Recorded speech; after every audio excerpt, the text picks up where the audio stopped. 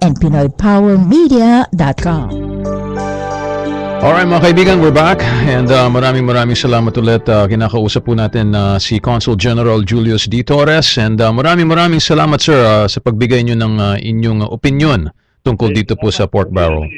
Yan ay personal ko lang na pakiramdam o palagay, no, Alan. No? We greatly appreciate it, sir. Sabi nga ni Pangulong Pinoy, kayo mga tao ang boss. No? So, sinasabi nga Vox Populi, Vox Dei, no?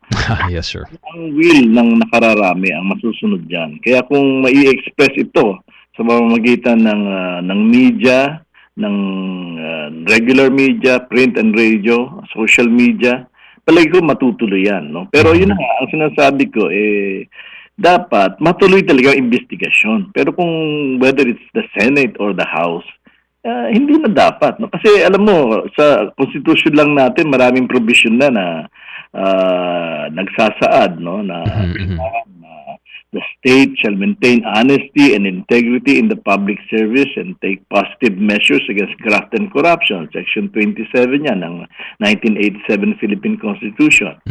Section 20 naman sinasabi, the records and books of accounts of the Congress shall be preserved and open to the public in accordance with law, and such books shall be audited by the Commission on Audit, which shall publish annually an itemized list of amounts paid to and expenses incurred for each member, no?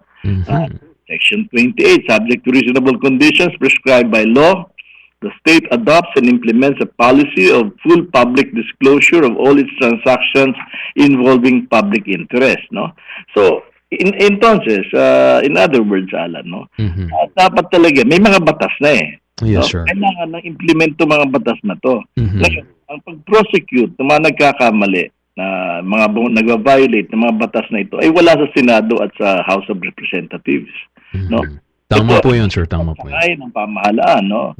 Bagamat ko equal ang executive, legislative at judicial branches, no? May kanya-kanyang tungkulin ang mga sangay ng pamahalaan na 'yan, ano? Yes, sir.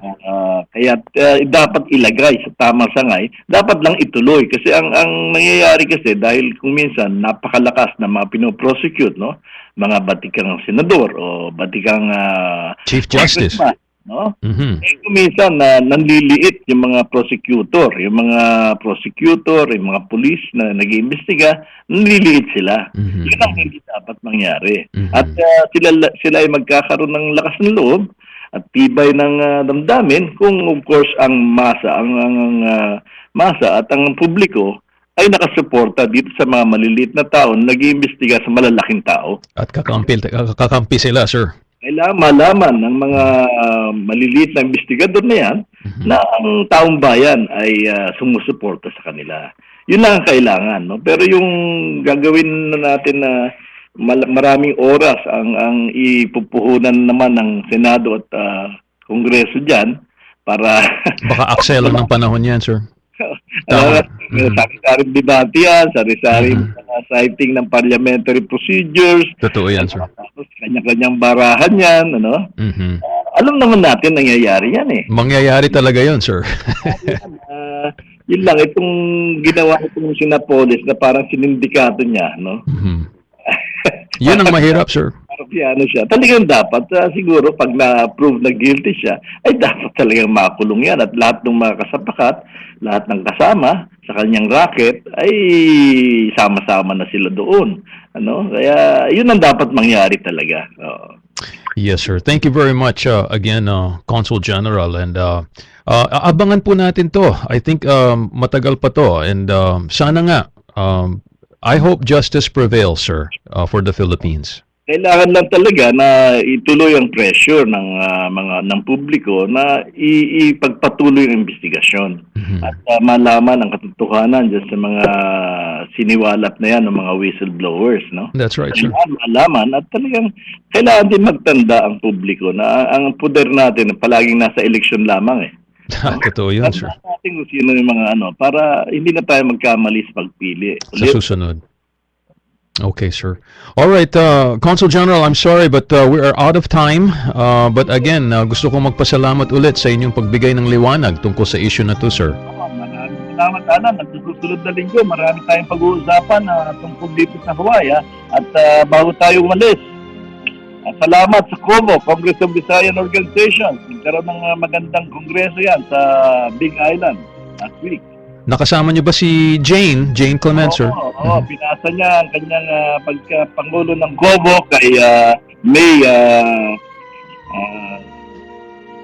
Mizuno, ang may bahay ng Vice Speaker ng State Legislature. Congratulations on that, sir. Oo, congratulations sa kanilang dalawa. Yes, sir. Anyway, sir, until the next time, maraming salamat ulit, sir, and we look forward to your next installation of the Congens Corner. Okay, maraming salamat, Alan. Maraming salamat sa ating mga nakikinig.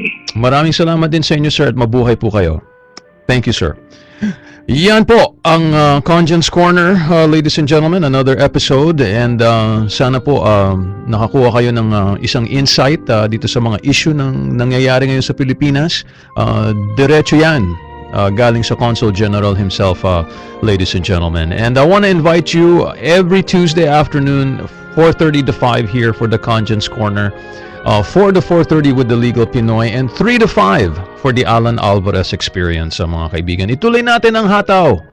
And kung meron mo kayong gustong sabihin tungkol sa mga pinag-uusapan natin dito, mga kaibigan, just please bisitahin nyo ang ating Facebook, social media ang tinatawag natin dyan. Punta lang po kayo, facebook.com, and hanapin nyo ang AAX Radio. Ito po si Alan Alvarez, nagpapasalamat at nag-iimbita na makinig kayo araw-araw sa Midday Radio Show and kada Martes dito po sa Alan Alvarez Experience. Maraming salamat, mabuhay po kayo at mabuhay ang Pilipino sa Hawaii.